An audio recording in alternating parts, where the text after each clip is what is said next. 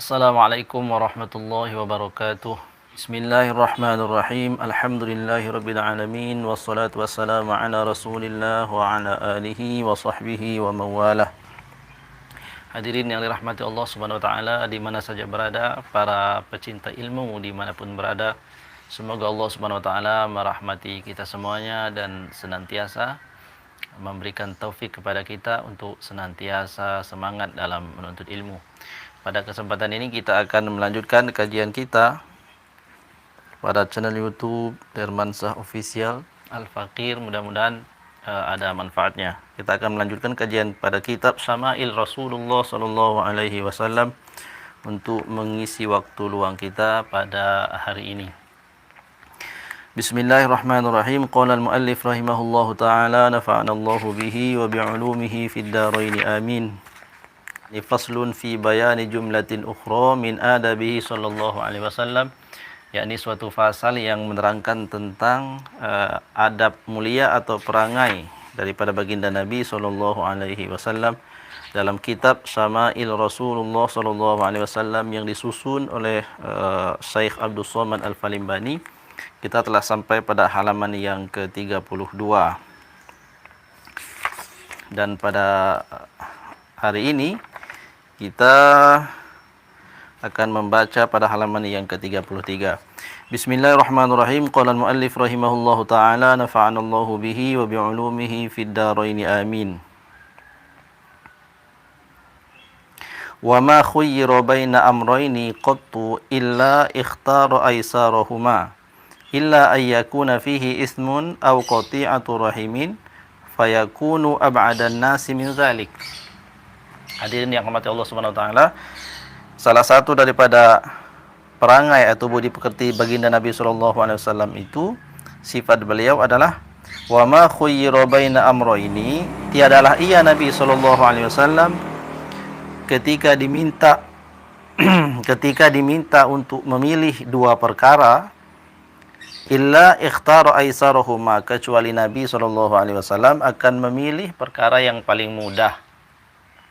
Artinya ketika Nabi SAW diketengahkan di hadapannya dua perkara, kemudian diminta untuk memilih, Nabi SAW meskipun kita mengetahui pribadinya adalah pribadi yang mulia, pribadi yang sempurna, kuat fisiknya, tampan wajahnya, cerdas pikirannya, semua kesempurnaan ada padanya, akan tetapi ketika diberikan pilihan untuk memilih dua perkara, Nabi SAW memilih yang paling mudah.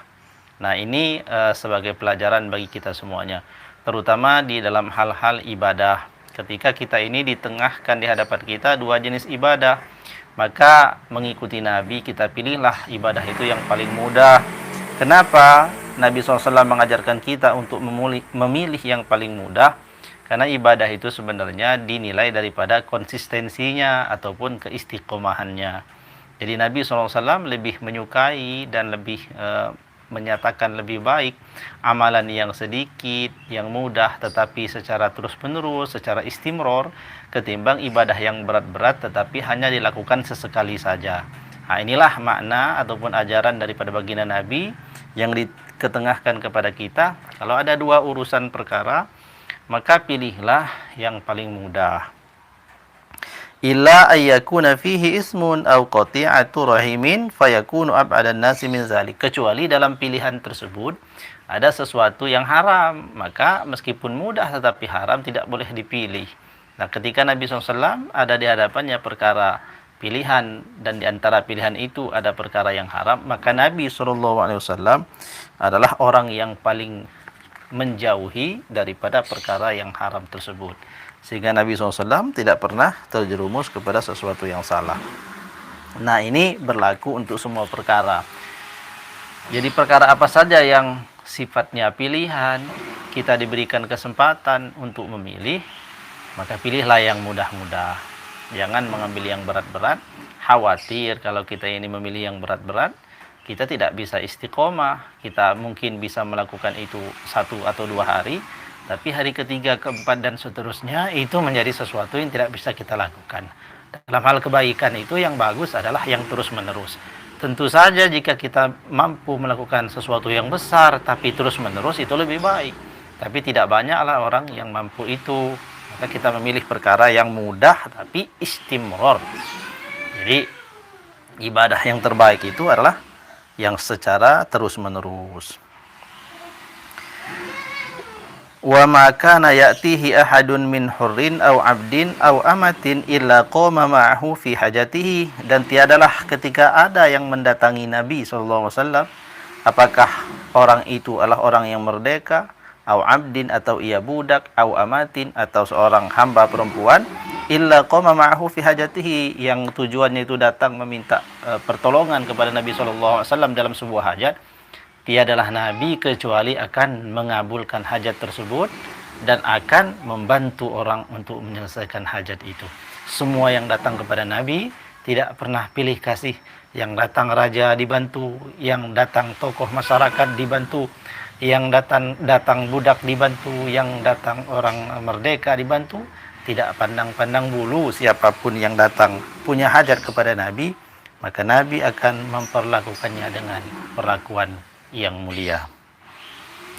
Wa qala Anasun, dan berkata Anas, sahabat Nabi SAW radhiyallahu anhu, wallazi ba'atsahu bil haqqi, demi yang telah mengutusnya Nabi SAW dengan sebenar-benarnya, yakni Allah Subhanahu wa taala, ma qala li fi syai'in qattu karihahu lima fa'altahu wala mani ahadun min ahlihi illa qala da'uhu innama kana hadza bi kitabin qadir. Tiadalah Nabi SAW itu, kata sahabat Anas bin Malik, kata seorang sahabat radhiyallahu anhu, ketika ia melihat sesuatu yang aku lakukan itu adalah perkara yang tidak disukai Nabi, yakni tidak perkara yang salah maksudnya, tidaklah Nabi SAW ini pernah bertanya, kenapa engkau lakukan ini, seharusnya engkau lakukan begini, tidak. Tapi Nabi SAW senantiasa berkata, sesungguhnya perkara yang telah terjadi itu adalah sesuatu yang telah tertulis, ya, sesuatu yang telah tertulis di dalam kitab yang menulis tentang takdir.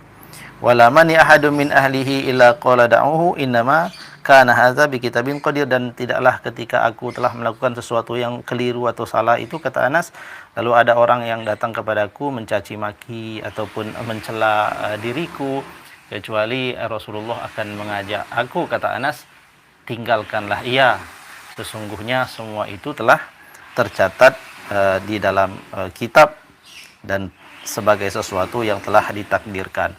Artinya Nabi SAW ini ketika melihat sesuatu salah, tidak Nabi SAW bertanya kenapa begini, kenapa begitu, tetapi Nabi SAW menunjukkan pada sesuatu yang benar.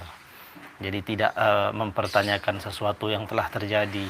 Jadi Rasulullah tidak mempertanyakan sesuatu yang telah terjadi. Yang telah terjadi ketika itu keliru, maka Nabi akan menunjukkan pada perkara yang benar tanpa mempertanyakannya. Karena sesungguhnya semua yang telah terjadi itu adalah sesuatu yang telah tertulis. Jadi Nabi SAW mengajarkan kepada para sahabatnya. Kemudian satu bait lagi. Qalu, dan sebagian berkata, yakni para sahabat Nabi SAW, wa ma'aba Rasulullah sallallahu alaihi wasallam muttaja'an qattu in farashu lahu ittaja'a alaihi wa illam yufrash lahu ittaja'a 'alal ardi. Nah, para sahabat Nabi SAW mengatakan, Nabi SAW itu tidak pernah mencela tempat tidur. Nabi SAW tidak pernah mencela tempat tidur. Mana mencela tempat tidur itu? Apa kata para sahabat?